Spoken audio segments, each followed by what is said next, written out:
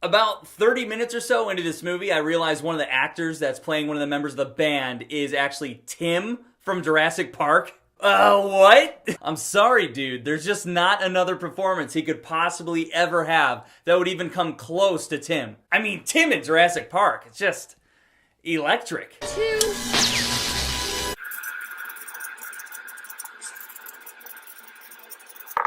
The plot! This is the story all about Queen. Now, this is a story all about Queen. It follows Freddie Mercury and the rest of the band from the beginning to Freddie's death. But mostly, it's just highlights of their career. There's really not much to it. Rami Malek. He plays Freddie. Obviously, he's the only character they really focus on and spend time developing. They cover his relationship with his family, they cover his relationship with his band, they cover his relationship with girls, they cover his relationship with boys, and through all of it, Rami Malek gave it 100%. I actually thought he was absolutely great.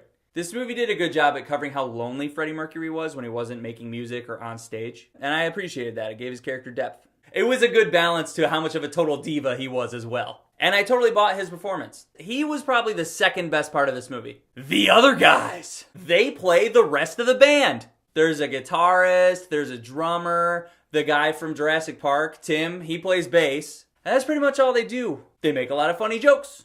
Also, Mike Myers is in this movie. This guy, not this guy. And he is the best part of the movie. I absolutely love Mike Myers in this. I'm not going to say who he is or what he does. I'm just going to give a shout out to Mike Myers. So, shout out to Mike Myers. Yeah, baby.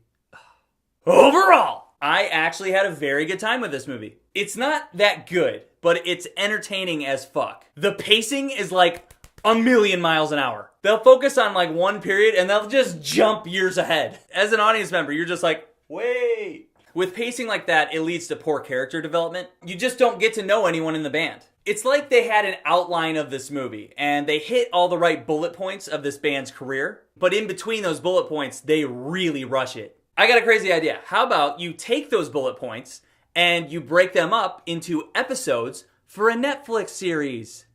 If they just broke this movie up into like a 30-part, 3-season Netflix series, that'd be fucking awesome. What absolutely saved this movie for me was the editing. The editing was great. I love the transitions, and I also liked how they highlighted the really big moments in this band's career. Oh, the lip syncing was really bad. Yeah, that was distracting. I also thought this movie was clearly biased. If you're a fan of Queen, I'd say go see it, because you're going to like it. It's just not that in-depth of a movie, but it's a good time. It's just not winning any Oscars, you know? Rapid fire review. Subscribe!